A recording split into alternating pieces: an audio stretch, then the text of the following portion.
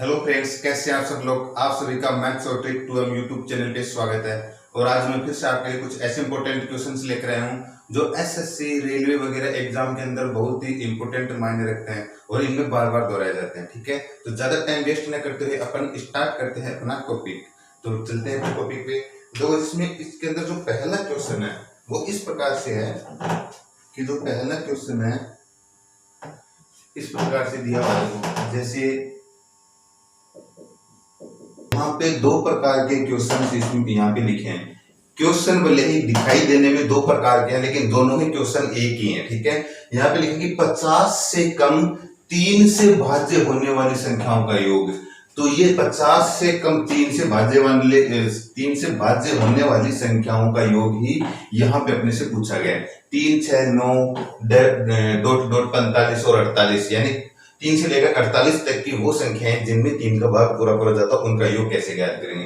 तो देखो ये संख्याएं, ये जो एक श्रेणी है, ये एक समांतर श्रेणी है, सभी में 3 3 3 3 की वृद्धि हो रही है। तो इस प्रकार से कोई भी समांतर श्रेणी हो तो उसका योग कैसे ज्ञात करते हैं ये अपन ज्ञात करेंगे। देखो बिल्कुल शॉर्ट तरीका है। इन दोनों क्वेश्चनों का एक ही आंसर है क्योंकि दोनों एक ही प्रकार की क्वेश्चन है, सिर्फ दिखाई देने में थोड़ा इनकी लैंग्वेज जो अलग है इसलिए थोड़ा अलग लग रहा है, बाकी क्वेश्चन एक ही है। तो देखो इस प्रकार के क्वेश्चन में क्या करेंगे, तो जैसे ये है, अगर इस प्रकार का क्वेश्चन अपने को दिया जाता है तब भी अपन ये सब लिखेंगे। ठीक है, तब भी अपन ये सब लिखेंगे या फिर अपने माइंड में ये होना चाहिए कि इन प्रकार यहाँ पे जिन संख्याओं का योग पूछा गया है उन संख्याओं में पहली संख्या कितनी है 3 और अंतिम संख्या कितनी है 48।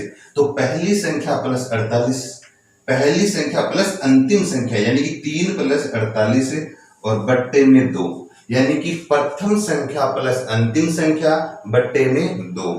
और इसका जो मल्टीप्लाई है वो किससे कर देंगे, यहां से लेकर यहां तक की टोटल कुल कितनी संख्याएं हैं यानी कि 1 2 3 4 5 6 7 8 ऐसे अपन गिनेंगे तो टोटल संख्याएं कितनी हैं उतने से अपने को गुणा कर देंगे। तो कैसे पता लगाएंगे, 3 का 48 में भाग देकर देखेंगे तो 16 बार जाएगा। तो 16 दिए 48 यानी 1 2 3 4 इस तरह से काउंट करेंगे तो 48 तक अपन जब पूरी टोटल संख्या काउंट कर लेंगे तो ये टोटल संख्या कितनी है 16 है। कितनी है 16। तो अब इसको हल कर देंगे तो कितना हो जाएगा, 3 प्लस 48 कितना होता है 51 और बट्टे 2 इंटू 8 सॉरी 16 इंटू में 16। अब 16 का भाग 16 में 2 का भाग देंगे कितनी बार जाएगा 8 बार। तो अपने पास कितना आ गया 51 इंटू 8 आ गया। तो 51 को जब 8 से मल्टीप्लाई करेंगे तो ये आ जाएगा अपने पास 408। कितना जाएगा 408। तो इन दोनों क्वेश्चंस का आंसर ही क्या हो जाएगा 408। अपना दोनों क्वेश्चंस का आंसर हो जाएगा क्योंकि ये दोनों के दोनों ही क्या है क्वेश्चन एक ही है, सिर्फ इनकी लैंग्वेज अलग तरीके से दी हुई है इसलिए दो प्रकार के क्वेश्चन लग रहे हैं। आगे बात समझ में। अब देखते हैं अपन नेक्स्ट क्वेश्चन। ये अपना नेक्स्ट क्वेश्चन है। ठीक है, इस क्वेश्चन की मैं आपको ट्रिक भी बताऊंगा। ठीक है, अपने को ट्रिक से ही करना है ये क्वेश्चन, लेकिन ट्रिक से पहले ट्रिक क्या होती है, ट्रिक कोई ऐसा नहीं कोई तुक्का होता है। ठीक है, जो बेसिक तरीके से अपन करते हैं उसी में से ही ट्रिक निकल के आती है। अगर आपको सिर्फ ट्रिक जानना है तो मैं डायरेक्ट बता देता, लेकिन मैं चाहता हूं कि ये ट्रिक से ही आप क्वेश्चन करें प्लस ट्रिक आपको याद भी रहे, इसलिए मैं इस क्वेश्चन को यहां करूंगा पहले, उसके बाद मैं डायरेक्ट ट्रिक से बताऊंगा आपको। तो पहले अपन देखो ये चलते हैं कि वह मान लेते हैं कि वह संख्या कौन सी है, वह संख्या अक्ष है। आगे बात समझ में। अब ये क्या है कि अक्ष का और 31 का जो अंतर है वही अक्ष का और 75 का अंतर, दोनों का क्या है बराबर है। तो ये क्या कह रहा है 31 तो इससे छोटी है, यानी कि जो संख्या अपने को ज्ञात करनी है वो ये है। तो 31 से उतनी ही बड़ी है, यानी 31 से बड़ी, इसका मतलब 31 इससे छोटा हो गया। तो ये क्या लिखेंगे अपन अक्ष माइनस 31 बराबर ये संख्या 75 से छोटी है, इसका मतलब 75 बड़ी है तो 75 में से इसको घटाएंगे। आगे बात समझ में। अब अक्ष एक तरफ करेंगे और बिना अक्ष वाली संख्याएं अपन एक तरफ करेंगे। तो अक्ष यहाँ पे माइनस का है, ये अक्ष माइनस का है तो इसको इधर ट्रांसफर करेंगे तो प्लस का हो जाएगा। और यहाँ पे 31 माइनस का है, इसको इधर ट्रांसफर करेंगे तो ये प्लस का हो जाएगा। तो देखो एक अक्ष तो पहले से है, दूसरा x यहां से लाएंगे तो प्लस का x हो गया, बराबर ये 75 यहाँ पे पहले से है, ये 31 माइनस का इधर जाएगा तो प्लस का 31 हो जाएगा। आगे बात समझ में। अब x और x कितना हो गया, 2x हो गया, बराबर ये इन दोनों को ऐड कर लो, कितना हो गया 75 और 31 कितना हो गया 106 हो गया। अब x की वैल्यू ज्ञात करनी, क्योंकि वो संख्या अपने को ज्ञात करनी है, वो संख्या अपने क्या मान रखा है, x मान रखा है, तो x की वैल्यू ज्ञात करनी है, तो x बराबर 106/2। अब 106 में जब 2 का भाग लगाएंगे तो कितनी बार जाएगा 75, तो x की जो वैल्यू है वो कितनी है 75। अब देख लो चाहे साहब क्वेश्चन में 53 यानी 53, 106 में जब 2 का भाग लगाएंगे कितना आएगा 53 आएगा। आगे बात समझ में।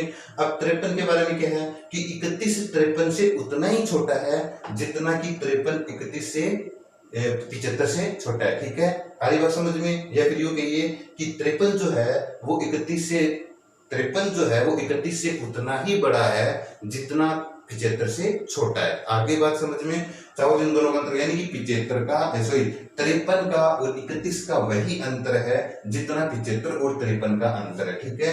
तो अब देखो इसमें क्या है, अपनी ट्रिक ये है कि इसके अंदर अपन क्या करेंगे, ये तरीका अपन नहीं करेंगे। लास्ट में क्या किया अपन ने, इन दोनों संख्याओं का योग किया और इसमें कितना 106 और फिर 2 का भाग लगा दिया। तो ट्रिक ये कि इस प्रकार से जब कोई क्वेश्चन दिया जाए कि इतने उतने ही बड़ी है जितना कि इस संख्या से छोटी है, तो अपन क्या करेंगे, यहाँ पे जो संख्या दी गई है 31 और 75, इनके जरिए कोई भी संख्या दी जा सकती है, उन दोनों संख्याओं का योग करेंगे।